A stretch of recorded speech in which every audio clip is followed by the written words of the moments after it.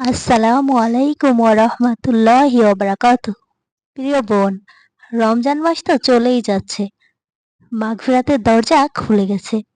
আচ্ছা, একটা কথা বলুন তো, সারাদিন রোজা রেখে ইফতার বানিয়ে সংসারের কাজ শেষ করে যখন এশার নামাজের জন্য দাঁড়ান, তখন কি মনে মনে ভাবেন আজ শরীরটা খুব ক্লান্ত, তারাবি কি পড়তেই হবে? না পড়লে কি গুনাহ হবে? অথবা যখন একা একা ঘরে নামাজে দাঁড়ান, তখন কি মনে হয় মসজিদে তো ইমাম সাহেব কত সুন্দর তেলাওয়াত করেন, আমি তো শুধু ছোট সূরা পারি। আমার নামাজ কি আল্লাহ কবুল করছেন? আমি কি নিয়তটা ঠিকঠাক মানছি? হুম, এই প্রশ্নগুলো শুধু আপনার একার না, হাজারো বোনের মনে এই একই দ্বিধা কাজ করে। না জানার কারণে আমরা অনেকেই শয়তানের ওয়াসওয়াসায় পড়ি, আবার অনেকে ভয়ে নামাজটাও ছেড়ে দিই। তো বোন, আজ আর কোনো ভয় নয়, কোনো দ্বিধা নয়।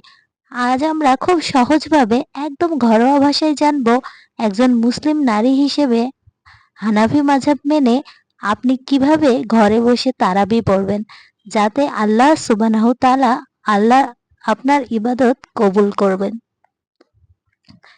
একটু মন দিয়ে ভিডিওটাতে দেখবেন, ইনশাল্লাহ আজকের পর তারাবি নিয়ে আপনার আর কোনো কনফিউশন থাকবে না।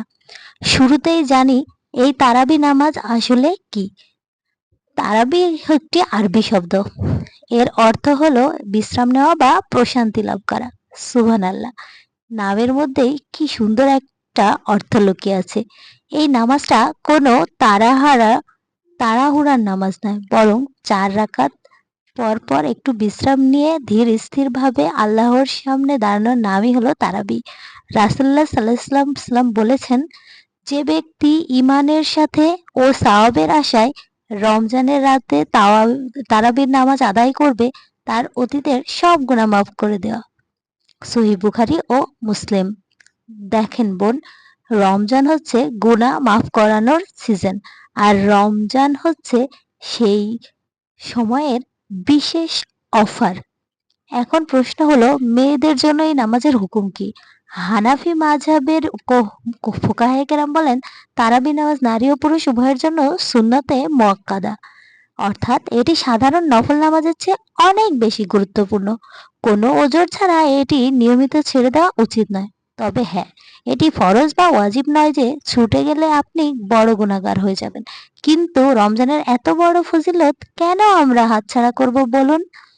রাসূলুল্লাহ সাল্লাল্লাহু আলাইহি ওয়াসাল্লাম মাত্র কয়েকদিন জামাতে তারাবি নামাজ পড়েছিলেন, যাতে এটি উম্মতের উপর ফরজ না হয়ে যায়। এরপর সাহাবী কেরাম, বিশেষ করে ওমর রাদিয়াল্লাহু তাআলা আনহু এর সময় থেকে সাহাবীরা নিয়মিত 20 রাকাত তারাবি জামাতের সহিত আদায় করতেন। এটাই আহলুস সুন্নাহ ওয়াল জামায়াতের মূল আমল। তাই বোন, শরীরে একটু খারাপ লাগলেও চেষ্টা করবেন অন্তত বসে হলেও তারাবিটা আদায় করতে। আল্লাহ তো আপনার সামর্থ্য দেখছেন, আপনার চেষ্টা দেখছেন। আচ্ছা, এবার খুব গুরুত্বপূর্ণ একটা বিষয়ে আসি। অনেক বোনই ভাবেন, ইস, পুরুষেরা মসজিদে গিয়ে জামাতে নামাজ পড়ে, আমরা যদি পারতাম। শুনুন, মন খারাপ করবেন না। উম্মুল মুমিনিন আয়েশা রাদিয়াল্লাহু আনহা এবং অন্যান্য সাহাবীরা কিন্তু ঘরেরই নামাজ পড়তেন। হানাফি মাযহাব অনুযায়ী মেয়েদের জন্য মসজিদে গিয়ে জামাত আরবির চেয়ে ঘরে নির্জন কোণে নামাজ পড়া উত্তম এবং অধিক সওয়াবের। রাসূলুল্লাহ সাল্লাল্লাহু আলাইহি ওয়াসাল্লাম স্পষ্ট বলেছেন, নারীদের জন্য তাদের ঘরের অন্দরমহলে নামাজ পড়া বৈঠকখানায় নামাজ পড়ার চেয়ে উত্তম। আবু দাউদ। তাই আপনি যখন আপনার বেডরুমে বা নামাজের নির্দিষ্ট স্থানে দাঁড়িয়ে নামাজ পড়ছেন, আল্লাহ আপনাকে মসজিদের চেয়েও বেশি মর্যাদা দিতে পারেন, যদি আপনার নিয়ত খালিস থাকে। এখন প্রশ্ন, একা পড়বেন নাকি জামাতে? হানাফি ফিকহ অনুযায়ী মেয়েদের জন্য তারাবি নামাজ একাকী পড়াটাই সুন্নাত। তবে যদি ঘরের মাহরম পুরুষ যেমন বাবা, স্বামী, ভাই মতি করেন এবং আপনি তাদের পেছনে ইক্তার করেন, তবে সেটা জায়েজ আছে এবং তাতে জামাতের সওয়াবও পাবেন। কিন্তু শুধুমাত্র মহিলারা মিলে আলাদা জামাত করা হানাফি মাযহাবে মাকরুহ বা অপছন্দনীয় বলা হয়েছে। তাই ঝগড়া বা তর্কে না গিয়ে আপনি একাকী ধীরে স্থিরে নামাজ আদায় করুন, এতেই আপনার জন্য কল্যাণ। কত রাকাত পড়বেন? তো দেখেন, এই বিষয়টি নিয়ে আজকাল অনেক বিতর্ক হয়, কিন্তু আমরা যারা হানাফি মাযহাব বা আহলে সুন্নাহ ওয়াল জামায়াতে অনুসরণ করি, আমাদের জন্য সুন্নাহ হলো 20 বা 20 রাকাত। ওমর রাদিয়াল্লাহু তাআলা আনহু, উসমান রাদিয়াল্লাহু তাআলা আনহু, আলী রাদিয়াল্লাহু তাআলা আনহু খোলাফায়ে রাশিদিনের সময় থেকে মক্কা ও মদিনায় 20 রাকাত প্রতিষ্ঠিত।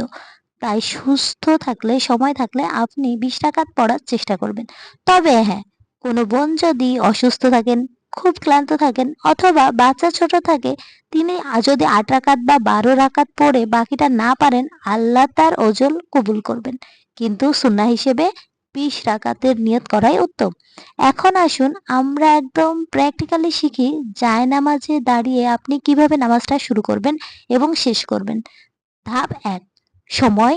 এশার নামাজের 4 রাকাত ফরজ এবং 2 রাকাত সুন্নাতের পরেই তারাবির সময় শুরু হয় এবং সুবহে সাদিকের আগ পর্যন্ত পড়া যায়। বিতার নামাজ তারাবির পরেই পড়া উচিত, তবে কেউ চাইলে আগে বিতার পড়ে নিতে পারেন, কিন্তু তারাবির পরে পড়াটা বেশি ফজিলতপূর্ণ। ধাপ 2, নিয়ত, ইন্টেনশন। অনেকে আরবি নিয়ত মুখস্থ করতে গিয়ে হিমশিম খান। বোন, ইসলাম এত কঠিন নয়। নিয়ত মানে মনের ইচ্ছা।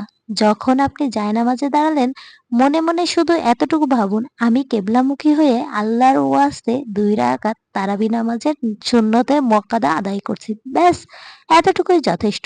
মুখে উচ্চারণ করা জরুরি নয়। ধাপ 3, নামাজের পদ্ধতি। আল্লাহু আকবার বলে হাত বাঁধুন। মহিলাদের হাত বাঁধার নিয়ম অনুযায়ী বুকের উপরে সানা পড়ুন, সুবহানাক আল্লাহুম্মা, এরপর আউযুবিল্লাহ, বিসমিল্লাহ বলে সূরা ফাতিহা পড়ুন। এবার যে কোনো জায়গা থেকে একটি সূরা বা আয়াত মেলান। এখানে একটা কথা বলি, অনেকে ভাবেন বড় সূরা বা খতমে তারাবি ছাড়া নামাজ হবে না। এটা ভুল ধারণা। আপনি যদি শুধু সূরা ইখলাস, সূরা ফালাক, সূরা নাস বা সূরা কাউসার জানেন, সেটা দিয়ে বারবার পড়ে 20 রাকাত শেষ করতে পারেন। আল্লাহ আপনার আন্তরিকতা দেখবেন, আপনার কিরাতের দৈর্ঘ্য নয়। এরপর রুকু ও সিজদা করুন সাধারণ নামাজের মতোই। তবে খেয়াল রাখবেন রুকু বা সিজদায় যেন তুমানি বা স্থিরতা থাকে। রুকুতে গিয়ে অন্তত 3 বার ধীর স্থিরে বলবেন সুবহানা রাব্বিয়াল আজিম। সিজদাতেও তাই, তাড়াহুড়া করবেন না। ধাপ 4, বৈঠক ও সালাম। প্রতি 2 রাকাত পর পর বৈঠক করবেন এবং সালাম ফেরাবেন। এভাবে 4 রাকাত পূর্ণ হলে কিছুক্ষণ বিশ্রাম নেবেন। ধাপ 5, বিরতি বা বিশ্রামের আমল। এই যে 4 রাকাত পর পর বিশ্রাম, এটাই তারাবি।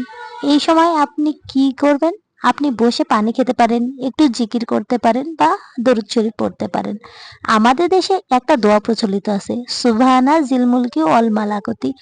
এটি পড়া খুব ভালো, অনেক সুন্দর অর্থ, কিন্তু এটা পড়া ফরজ বা ওয়াজিব নয়। যদি মুখস্থ না থাকে তবে সিরক সুবহানাল্লাহ, আলহামদুলিল্লাহ বা ইলাহা ইল্লাল্লাহু পড়বেন। আল্লাহু আকবার বা আস্তাগফিরুল্লাহ পড়লেও হবে, অথবা চুপ করে বসে থাকলেও কোনো সমস্যা নেই। ধাপ 6, বিতর নামাজ। 20 রাকাত শেষ হলে অথবা আপনার সামর্থ্য অনুযায়ী পড়ার পর সবার শেষে 3 রাকাত বিতার নামাজ পড়বেন। রমজান মাসে বিতার নামাজ জামাতে পড়া হয়, তবে আপনি একা পড়লে অন্য সময়ের মতোই পড়বেন। তৃতীয় রাকাতে দোয়া কুনুত পড়তে ভুলবেন না। বোন, নামাজ তো পড়ছেন, কিন্তু ছোটখাটো ভুলের কারণে যেন আপনাদের কষ্টটা বিফলে না যায় সেদিকে খেয়াল রাখতে হবে। আসুন দেখি আমরা সচরাচর কি ভুলগুলো করি। ভুল 1, স্পিডে নামাজ পড়া, ফেরারি নামাজ। অনেক বোন মনে করেন তারাবি মানেই হলো তাড়াতাড়ি শেষ করেন নামাজ, রুকু থেকে সোজা না দাঁড়িয়েই সিজদায় চলে যায়।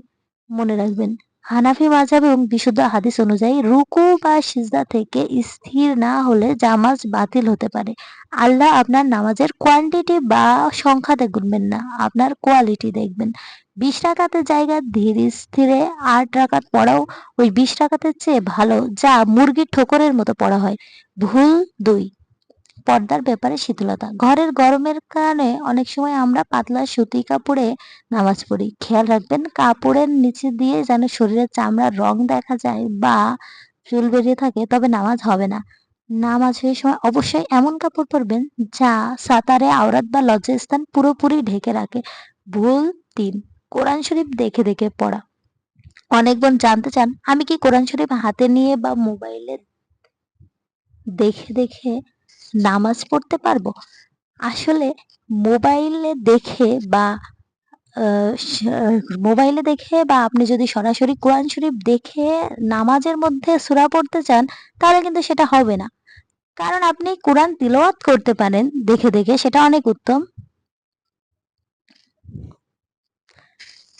তো এজন্য আপনি যখন নামাজ পড়বেন তখন কিন্তু অবশ্যই আপনার যে মুখস্থ সূরা আছে সেটা দিয়ে পড়তে হবে। সেটা ছোট সূরাও হতে পারে, সমস্যা নাই। আপনি শুধু সূরা ইখলাস দিয়েও পড়তে পারেন, সেটাও সমস্যা নেই। একদিন মিস হলে ছেড়ে দেওয়া যাবে না। গতকাল তো পড়তে পারিনি, আজ আর পড়ে কি লাভ? এই শয়তানি ধোঁকায় পড়বেন না। গতকালটা গতকাল গেছে, আজকের বরকত আজ লুফে নিন।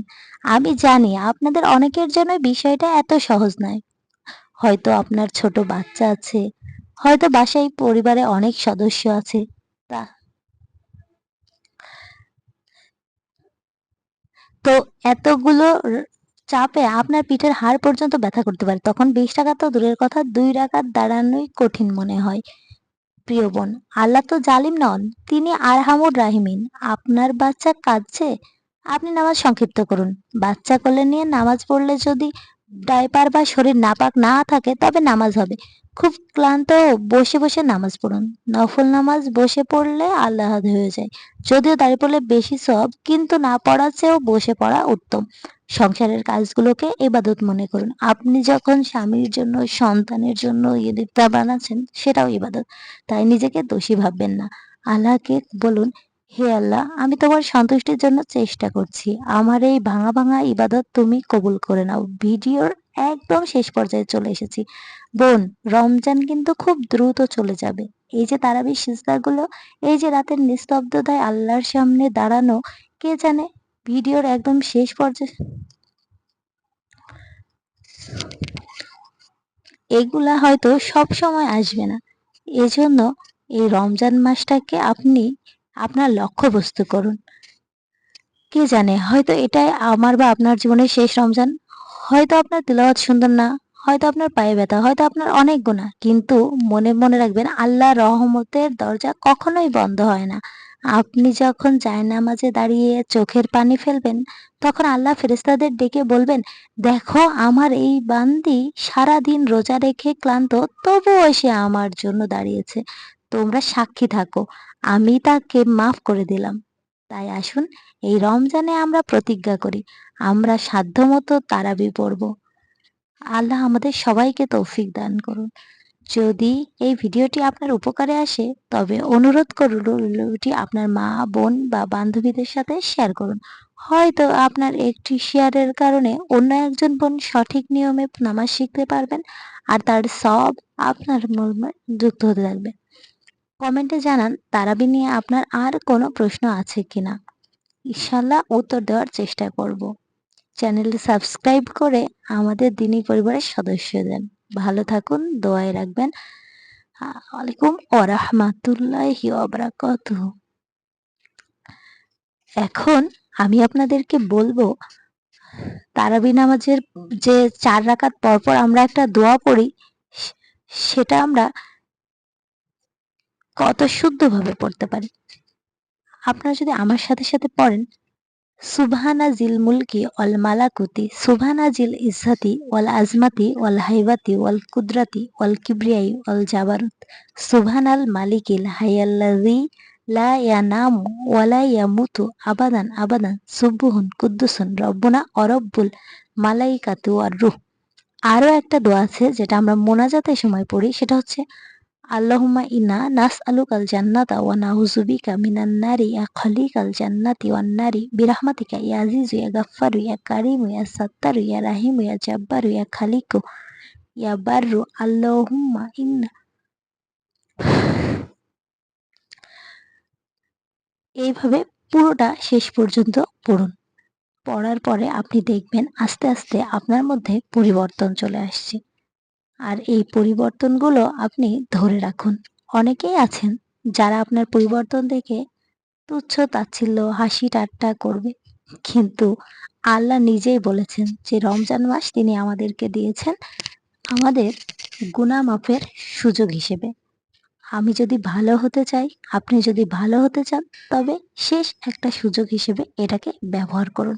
ইনশাআল্লাহ আপনার নিয়াত যদি ঠিক থাকে তাহলে অবশ্যই আপনি আল্লাহর পথে ফিরে যেতে পারবেন, এবং আল্লাহও আপনার এই যে ধৈর্য, এই যে ত্যাগ, এটার উপর ডিপেন্ড করে আপনাকে অনেক পুরস্কৃত করবেন। আল্লাহ তাআলা বলেছেন যে রোজাদারদের জন্য পুরস্কার দেব আমি স্বয়ং নিজে। আর সেই পুরস্কারটা হবে, প্রথমত আমরা যখন ইফতার করি তখন আমাদের মধ্যে একটা তৃপ্তি কাজ করে। এমন এটা তো দুনিয়ার পার্থিব বিষয়। কিন্তু আমরা যখন মৃত্যুর পর যাব তখন আখিরাতে আল্লাহ আমাদেরকে দেখা দিবেন। সেটা হবে সবচেয়ে বড় পুরস্কার। আর জান্নাতে প্রবেশের সময় একটা দরজা আছে। সেই দরজার নাম হচ্ছে রায়ান। আর এই রায়ান দরজা দিয়ে শুধুমাত্র রোজাদার ছাড়া অন্য কেউ প্রবেশ করতে পারবে না। তো বুঝতেই পারছেন রোজার গুরুত্ব কতখানি। অন্যান্য সকল ইবাদত আমরা লোক দেখানোর জন্য করতে পারি। কিন্তু রোজা কখনো লোক দেখানোর জন্য করা যায় না। আপনি বলবেন কিভাবে লোক দেখানোর জন্য করতে পারি? যেমন ধরুন একজন মানুষ ৫ ওয়াক্ত নামাজ পড়ে না।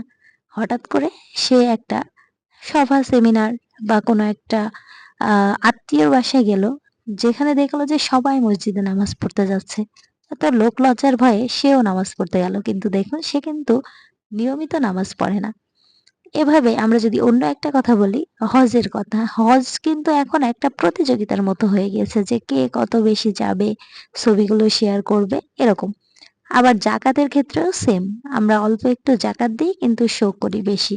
অথচ আল্লাহ তাআলা বলেছিলেন দানের ব্যাপারটা এমন হবে যে তুমি ডান হাত দিয়ে দান করলে বাম হাত যেন না জানতে পারে। এভাবে অনেক কিছুই আপনি লোক দেখানোর জন্য করতে পারবেন। কিন্তু পৃথিবীতে এমন কোনো পাগল নেই যে লোক দেখানোর জন্য সকাল থেকে সন্ধ্যা পর্যন্ত না খেয়ে থাকবে। তো এভাবেই আল্লাহ রোজাকে আর সকল ইবাদতের থেকে আলাদা করেছেন। আর এভাবে আমরা যদি রোজার গুরুত্বটা বুঝতে পারি, ইনশাআল্লাহ আমাদের মধ্যে আল্লাহর প্রতি যে বিশ্বাস সেটা আরো সুদৃঢ় হবে। আসসালামু আলাইকুম।